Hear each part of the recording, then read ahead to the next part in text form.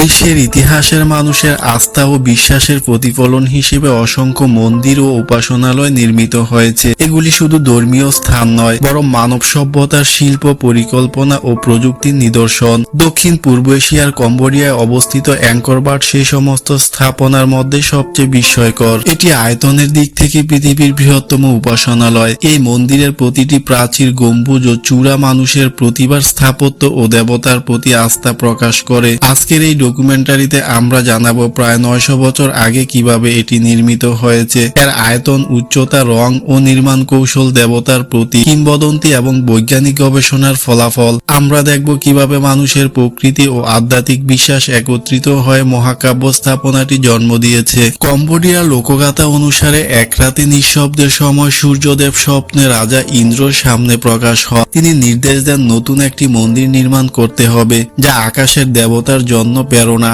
এবং পৃথিবীর মানুষের জন্য আশীর্বাদ হিসেবে দাঁড়াবে। রাজা সূর্যবর্ম তার পরিবার ও পরিষদবর্গ বিশেষজ্ঞদের সঙ্গে পশ্চিম দিকে যাত্রা শুরু করেন। তারা আমিক নিখম নদী পার হয়ে বিশাল হ্রদে পৌঁছান, যা বর্তমানে চুল্লেক সাপ নামে পরিচিত। শুষ্ক মৌসুমে হ্রদের আয়তন প্রায় 2700 বর্গ কিলোমিটার, বর্ষাকালে যা বেড়ে দাঁড়ায় প্রায় 16,000 বর্গ কিলোমিটারে। এই হ্রদ দক্ষিণ পূর্ব এশিয়ার বৃহত্তম এবং এটি জঙ্গল সংরক্ষণ, পরিবেশ নিয়ন্ত্রণের ক্ষেত্রে গুরুত্বপূর্ণ ভূমিকা রাখে। এই যাত্রায় জঙ্গল, জলাশয় ও অজস্র প্রকৃতির প্রতিবন্ধকতা ছিল, তবে রাজা ও তার দল একগচিত্রে এগিয়ে চলেন। কিংবদন্তি অনুসারে স্বর্গ থেকে দেবতারা একটি বিশেষ স্থাপত্য প্রতীক পাঠান, যা এক রাতের মধ্যে মন্দির নির্মাণ সম্পূর্ণ করেন।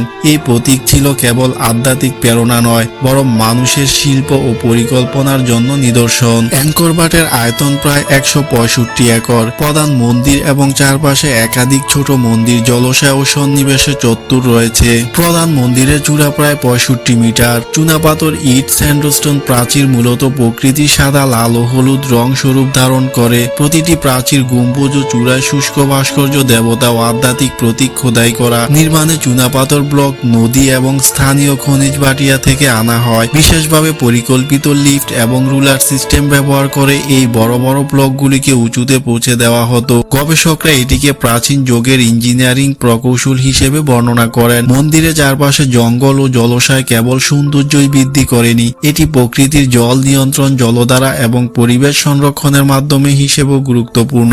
বিশেষজ্ঞরা নিশ্চিত করেছেন এই ধরনের পরিকল্পনা তখনকার সময় একটি অত্যাধুনিক সিস্টেম হিসেবেই গণ্য হতো। 1860 সালে ফরাসি গবেষক ওরিমুয়ো কম্বোডিয়ার জঙ্গলে নতুন পানি খুঁজতে গিয়ে হঠাৎ এই বিশাল মন্দির আবিষ্কার করেন। তিনি লিখেন, এই মন্দিরের ঐশ্বর্য পশ্চিমা স্থাপত্যকেও হার মানায়। ফ্রান্সে ফিরে মুয়ু তার ভ্রমণ কাহিনী বই আকারে প্রকাশ করেন। এরপর ইউরোপীয় গবেষকরা মন্দিরের স্থাপত্য নকশা, আয়তন, নির্মাণ কৌশল এবং প্রতীকী অর্থ নিয়ে বিশদ গবেষণা শুরু করেন। গবেষকরা নিশ্চিত করেছেন মন্দিরটি কেবল ধর্মীয় নয়, এটি প্রাচীন স্থাপত্য, ইঞ্জিনিয়ারিং এবং সামাজিক পরিকল্পনার নিদর্শন। এই ধরনের জটিলতা প্রায় শুধুমাত্র প্রকৃতির উপকরণ ও মানুষের শ্রম দিয়েই সম্ভব। রহস্য ও কিংবদন্তি অনুসারে মন্দির নির্মাণ এক রাতের মধ্যেই সম্পূর্ণ হয়েছিল। দেবতার প্রতীক স্থাপন এবং রাতের এক নিঃশব্দ সময়ে নির্মাণ। বৈজ্ঞানিক গবেষকেরা এই কাহিনীকে ব্যাখ্যা করেছেন প্রাচীন মানব শক্তি, পরিকল্পনা এবং শ্রমের সমন্বয় হিসেবে। মন্দিরের ভাস্কর্য, প্রাচীরের খোদাই এবং জল ব্যবস্থাপনা এখন গবেষকদের জন্য রহস্য ও বিস্ময়।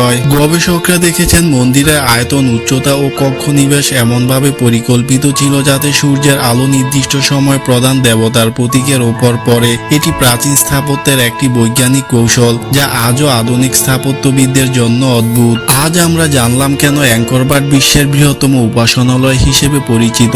এটি কেবল স্থাপত্য নয়, এটি মানুষের বিশ্বাস, প্রযুক্তি, পরিকল্পনা এবং দেবতা প্রেরণার নিদর্শন। প্রতিটি প্রাচীর, প্রতিটি জলাশয়, প্রতিটি ভাস্কর্য মানুষের সৃজনশীলতা, আধ্যাত্মিকতা, বিশ্বাস এবং প্রাচীন বিজ্ঞানকে একত্রিত করে। এটি একটি স্থাপত্য জাদু, যা দর্শককে কেবল অবাকই করে না, বরং মানব সভ্যতার ইতিহাস, প্রাচীন জ্ঞান এবং আধ্যাত্মিকতার প্রতি সম্মানও জাগায়। প্রিয় দর্শক, ইতিহাস ও রহস্য অনুভব করতে হলে কেবল দেখলেই নয়, গভীরভাবে বুঝতে হবে। অ্যাংকর বাট সেই উপলব্ধি এনে দেয়।